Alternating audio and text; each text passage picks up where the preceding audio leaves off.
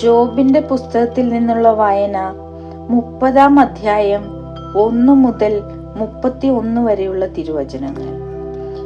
ഇപ്പോഴാകട്ടെ എന്നേക്കാൾ പ്രായം കുറഞ്ഞവർ എന്നെ പരിഹസിക്കുന്നു. അവരുടെ പിതാക്കന്മാരെ എന്റെ ആട്ടിൻകൂട്ടത്തിന്റെ നായ്ക്കളോടുകൂടെ പോലും എണ്ണാൻ ഞാൻ കൂട്ടാക്കുമായിരുന്നില്ല. യുവത്വം രക്ഷിച്ച അവരുടെ കരബലത്തിൽ നിന്ന് എനിക്കെന്ത് നേട്ടമാണുള്ളത്? ദാരിദ്ര്യവും കഠിനമായ വിശപ്പും നിമിത്തം അവർ വരണ്ട് ശൂന്യമായ ഭൂമി കാർന്നു തിന്നുന്നു.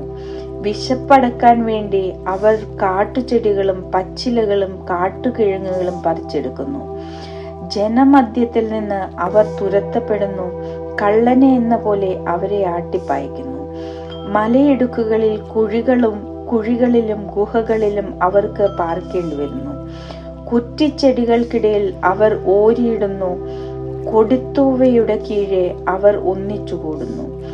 ഭോഷരും നീചരുമായ ആ വർഗം നാട്ടിൽ നിന്ന് അടിച്ചോടിക്കപ്പെടുന്നു. ഇപ്പോൾ ഞാൻ അവർക്ക് പാട്ടും പഴമൊഴിയും ആയി തീർന്നിരിക്കുന്നു. അവർ എന്നെ വെറുക്കുകയും എന്നിൽ നിന്ന് അകന്നു പോകുകയും ചെയ്യുന്നു. എന്നെ കാണുമ്പോൾ തുപ്പാനും അവർ മടിക്കുന്നില്ല.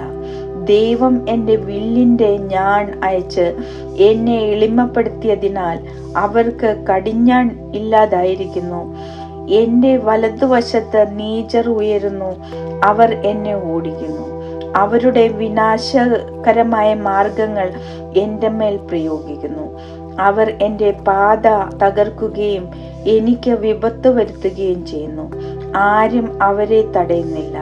വലിയ വിടവിലൂടെ എന്ന പോലെ അവർ വരുന്നു. കോട്ട ഇടിയുമ്പോൾ അവർ എന്റെ മേൽ ഉരുണ്ടു കയറുന്നു. ഭീകരതകൾ എനിക്കെതിരെ തിരിഞ്ഞിരിക്കുന്നു. കാറ്റുകൊണ്ടെന്ന പോലെ എന്റെ മഹത്വം പറത്തിക്കളയുന്നു.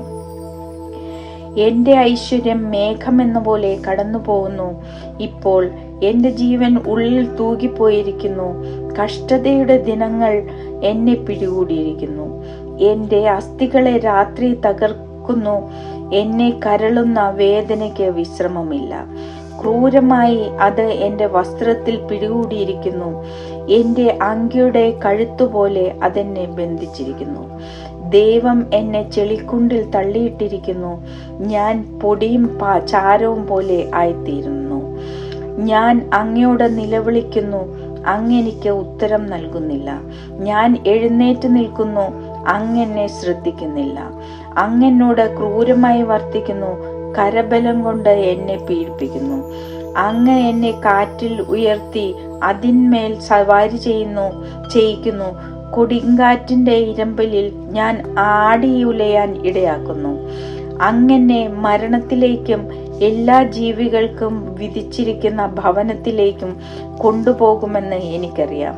എന്നിട്ടും ഒരുവൻ നാശകൂമ്പാരത്തിൽ നിന്ന് കൈനീട്ടി സഹായത്തിനു വേണ്ടി നിലവിളിക്കുന്നില്ലേ? ക്ലേശകരമായ ദിനങ്ങൾ കഴിച്ചവർക്ക് വേണ്ടി ഞാൻ നിലവിളിച്ചിട്ടില്ലയോ? ദരിദ്രർക്ക് വേണ്ടി എന്റെ മനസ്സ് വ്യസനിച്ചിട്ടില്ലയോ? എന്നാൽ ഞാൻ നന്മ അന്വേഷിച്ചപ്പോൾ തിന്മ കൈവന്നു. ഞാൻ പ്രകാശം കാത്തിരുന്നപ്പോൾ അന്ധകാരം വന്നു. എന്റെ ഹൃദയം പ്രക്ഷുബ്ധമായിരിക്കുന്നു. അതൊരിക്കലും പ്രശാന്തമല്ല. പീഡയുടെ ദിനങ്ങൾ എന്നെ പിടികൂടിയിരിക്കുന്നു. എന്റെ ശരീരം ഇരുണ്ടുപോയി, എന്നാൽ വെയിൽ ഏറ്റിട്ടില്ല. ഞാൻ സഭയിൽ എഴുന്നേറ്റ് നിന്ന് സഹായത്തിനു വേണ്ടി നിലവിളിക്കുന്നു. ഞാൻ കുറുക്കന്മാരുടെ സഹോദരനും ഒട്ടകപക്ഷിയുടെ സ്നേഹിതനുമായിരിക്കുന്നു. എന്റെ ചർമ്മം കറുക്കുകയും പൊളിഞ്ഞു പോവുകയും ചെയ്യുന്നു. എന്റെ അസ്ഥികൾ ചൂടുകൊണ്ട് ദഹിക്കുന്നു. എന്റെ വീണാനാദം വിലാപമായും എന്റെ കുഴൽനാദം കരച്ചിലായും മാറിയിരിക്കുന്നു.